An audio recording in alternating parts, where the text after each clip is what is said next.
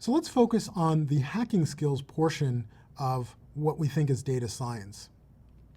The big picture here is that we have many different data sources. Like here on the left, we have an application database, we have files, we have logs, and we want to get that into our data warehouse where we can perform data science and generate our data products, business intelligence, and analytics. This process of getting our raw data into our data warehouse is called ETL, or extract, transform, and load. The data acquisition preparation process, this ETL process, consists of extracting data from some sources, loading data into a sink, and transforming that data either at the source, sink, or in some staging area. Now, sources include things like files, databases, logs, websites, distributed file systems, and sinks include things like languages, evaluation and analysis environments, data stores, files, distributed file systems, and databases. Data acquisition and preparation consists of multiple phases.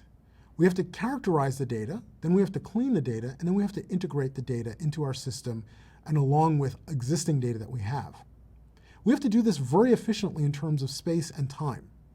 That is, for transferring the data from one source or sink or preparation point to another.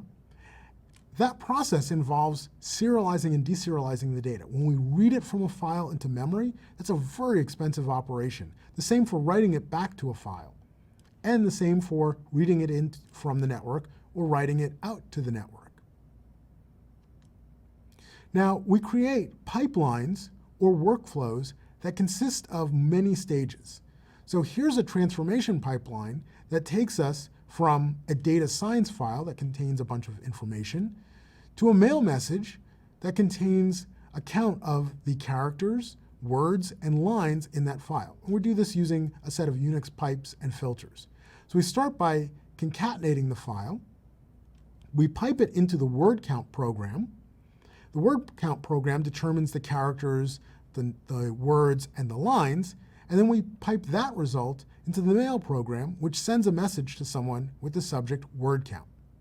Now, if we're using this workflow more than once, we can schedule it. And that scheduling could either be done time-based or event-based. So every hour, we could run this pipeline. Or we could only run the pipeline when someone updates the data science file. Another alternative is to use a publish-subscribe model to register interest. So for example, a Twitter feed is where we do something like that. You subscribe or follow someone, and then you only get updates when they make changes, when they post content. Now, recording the execution of a workflow is known as capturing its lineage or provenance. So given this workflow that I have here, anybody can now take this workflow and determine the words in a file and have that mailed to someone. Now, Spark's resilient distributed datasets capture this lineage for you automatically, and we'll learn more about that next week. So there are many impediments to collaboration.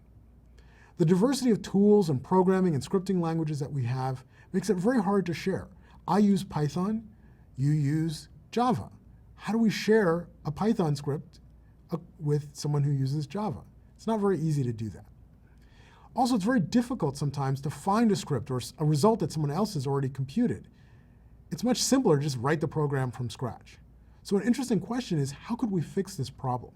Create a library or repository where we could store these scripts and store these results and make it very easy for people to search and find a particular script or result. But complicating this really is the view that most analysis work that we do is throwaway. We do it once and never again. But that's not really true. Oftentimes you'll perform an analysis, and then 6 months later you want to perform the same analysis to see how things have changed. What do? You write the script from scratch all over again.